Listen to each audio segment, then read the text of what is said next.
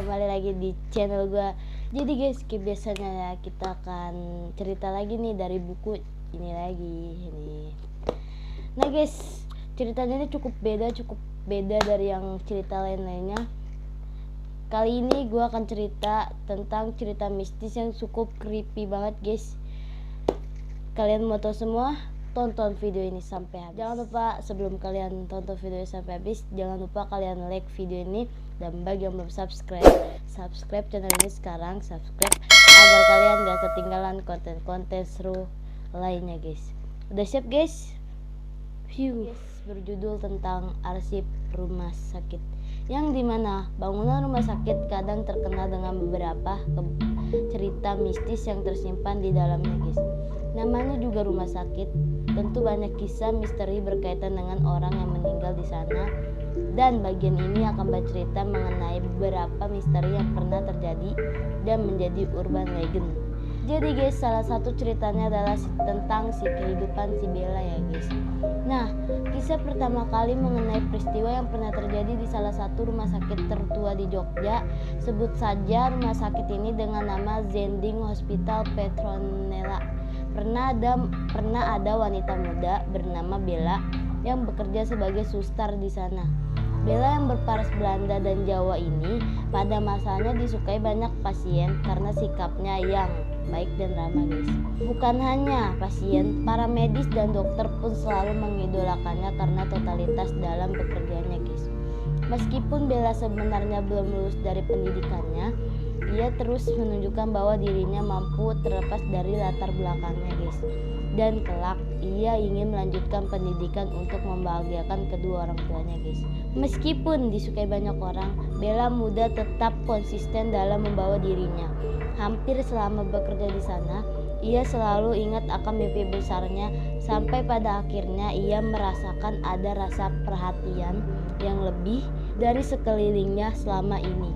Bella tetap hanya seorang wanita muda yang merasa lebih tenang bila ada yang menjaganya. Di tempat kerjanya itu, dia merasa telah menemukan figur seseorang bapak yang sekaligus diam-diam ia cintai guys. Berawal dari curhat dengan seorang dokter yang berusia 40 tahun yang sudah beristri.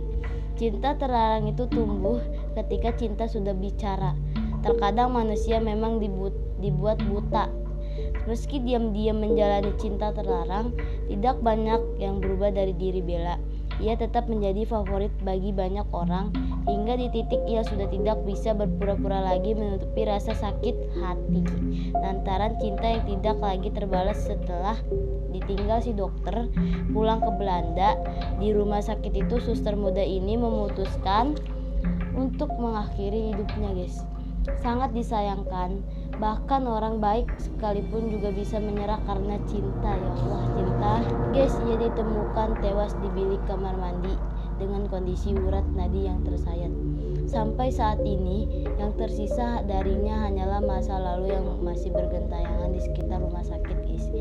Bella yang dulunya pernah difavoritkan seketika menjadi sesuatu yang justru malah ditakuti banyak orang yang bekerja di sana. Banyak pengakuan guys dari karyawan yang menyebutkan pernah melihat sosok wanita cantik besteran di sana guys. Diduga Bella masih sering menunggu para pekerja lantaran residual di masa lalunya yang mempunyai mimpi besar. Keluarga pasien pun ada yang pernah mengaku pernah melihat sosok Bella yang sedang mendorong tempat tidur. Dari kejauhan tetap tampak bagaimana mempesonanya Bella. Tapi saat menoleh, yang tampak hanyalah wajah yang sudah berbentuk tengkorak. Jujur guys, gua sedih sih ketika membaca ini dari buku Kisah Tanah Jawa, kisah si Bella.